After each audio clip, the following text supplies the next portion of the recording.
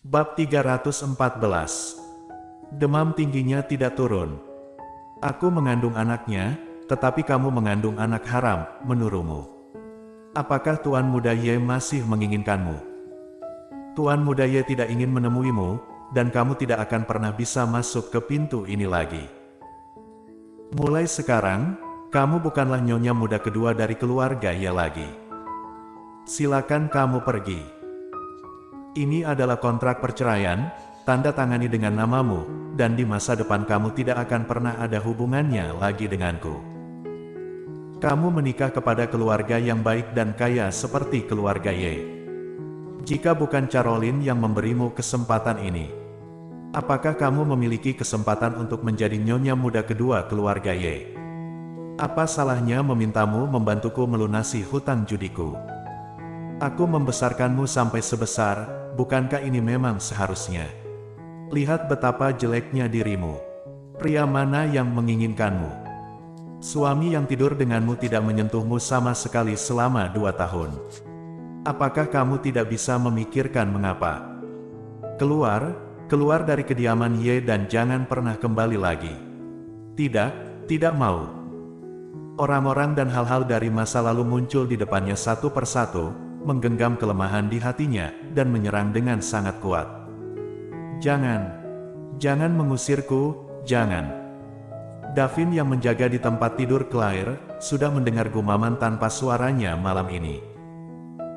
Selain tidak, pasti jangan usir aku, hanya 2 kalimat ini yang dia ucapkan berulang-ulang kali. Yang membuat Davin menghela nafas setelah mendengarnya, dan matanya penuh dengan rasa kasihan. Serelah dia membawa Claire kembali ke rumah sakit, demam tinggi, dan demamnya belum mereda sampai sekarang. Karena dia hamil, dia tidak bisa menggunakan obat dengan sembarangan, hanya bisa melakukan pendinginan fisik. Davin menjaganya untuk waktu yang lama, selama lebih dari 1 jam, demamnya belum mereda, San justru menjadi semakin parah. Perawat kecil terus berada di samping untuk merawatnya. Pada saat ini, dia tidak bisa menahan diri untuk tidak melirik Davin dan mengingatkan, "Tuan ini, Anda telah merawatnya tanpa tidur selama lebih dari 1 jam, dan tubuhmu sendiri juga tidak tahan, lebih baik Anda beristirahat untuk mengobati. Di sini ada aku saja sudah cukup." "Tidak." Davin mengerucutkan bibirnya yang tipis dan menggelengkan kepalanya, "Aku tidak bisa merasa tenang jika panasnya belum hilang.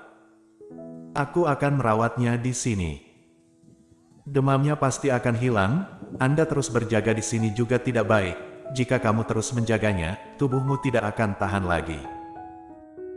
Davin tidak berbicara lagi, tatapan matanya tidak pernah meninggalkan Claire sedetik pun, dia terus mengganti kain basahnya dan menekan dahinya. Perawat kecil itu benar-benar tidak berdaya. Orang ini benar-benar keras kepala dan tidak bisa dibujuk. Keduanya memang sudah terluka dari awal, namun mereka masih berlari keluar, dan akhirnya tubuh mereka basah karena hujan. Yang wanita demam tinggi dan pingsan. Luka di tubuh pria juga terinfeksi, tetapi dia tidak mau mengobatinya, dan terus dengan tenang mendinginkan tubuh wanita itu, yang membuat dia yang melihatnya benar-benar sakit kepala. "Tuan, jangan salahkan aku karena mengatakan sesuatu yang buruk, seluruh tubuh Anda sudah terluka, dan juga basah karena hujan. Jika luka itu meradang dan terinfeksi nanti, Anda juga akan demam tinggi. Sekali demam tinggi, Anda pikir bahwa bahkan jika demamnya hilang, Anda sendiri tidak akan menularkan sakit padanya." Mendengar itu, gerakan Davin terhenti, dan sepertinya tergerak karena kata-katanya. Melihat ini, perawat kecil itu buru-buru menambahkan saat masih memiliki kesempatan, berkata, "Jadi, di sini serahkan saja padaku. Aku pasti merawatnya dengan baik, Anda pergi dan obati lukamu dulu." Davin mengangguk, dan menyerahkan sapu tangan yang ada di tangannya padanya. Ketika melihat ini, perawat kecil itu akhirnya menghela nafas lega, ini adalah pasien yang ia rawat. Jika benar-benar terjadi sesuatu, hati nuraninya akan tidak tenang. Davin tidak pergi terlalu jauh.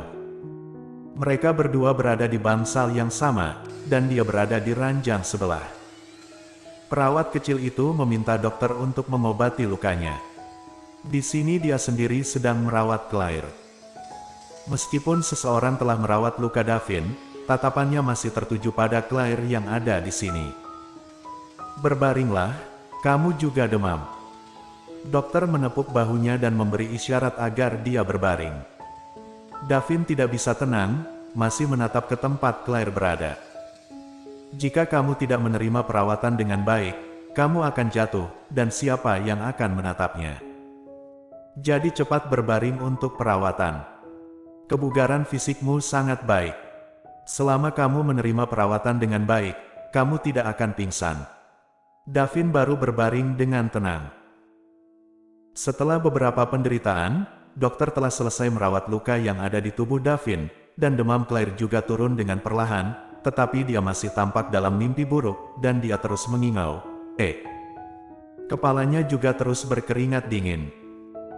Perawat yang dikirim belakangan bergabung dengan perawat kecil sebelumnya, lalu meninggalkan bangsal dan berjalan sambil berkata, "Ya Tuhan, pria ini sangat penyayang, dan ketekunannya sangat bagus. Lihatlah dia telah terluka seperti itu dan dia belum jatuh sampai sekarang. Ini menunjukkan betapa kuatnya kemauan. Jika aku yang terluka seperti ini, bagaimana aku bisa menahannya? Hei, kamu tidak mengerti. Beberapa pria bahkan benar-benar tidak menginginkan nyawanya demi seorang wanita." Tatapannya ketika melihat wanita itu, benar-benar sangat dalam sampai aku hampir mabuk. Kenapa aku tidak bisa bertemu pria seperti itu? Sangat penyayang, sangat tampan. Oke, jangan bicarakan ini lagi, nanti kepala perawat akan mendengar, dan kita akan dihukum lagi. Aku juga tidak mengatakan hal buruk, aku hanya menekankan. Menekankan juga, kepala perawat akan mengatakan bahwa kamu tidak ada hubungannya, ayo cepat pergi. Keduanya berbicara sambil berjalan pergi. Lingkungan sekitar menjadi tenang, saat ini sudah subuh, koridor rumah sakit masih sangat sepi. Selain suara yang dibuat oleh alat-alat sendiri, yang tersisa hanyalah napas pasien yang naik turun. Davin berbaring miring di ranjang rumah sakit, menatap Claire yang tidak jauh darinya dan menghadap ranjang. Setelah bolak-balik hampir sepanjang malam, dia memang sangat lelah, terutama karena tidak tahu obat apa yang diberikan dokter kepadanya, mengapa dia merasa sangat mengantuk.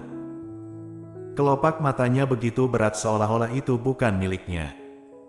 Sepertinya dia akan segera tertidur, tetapi Davin segera membuka matanya lagi. Tidak boleh tidur, siapa yang akan menjaga Claire jika kamu tertidur, bagaimana jika dia terbangun di tengah-tengah dan kemudian kabur lagi? Di luar masih hujan, dia demam tinggi sampai seperti itu sebelumnya, dan tubuhnya pasti tidak mampu menahan luka kedua lagi. Sudahlah, tahan saja.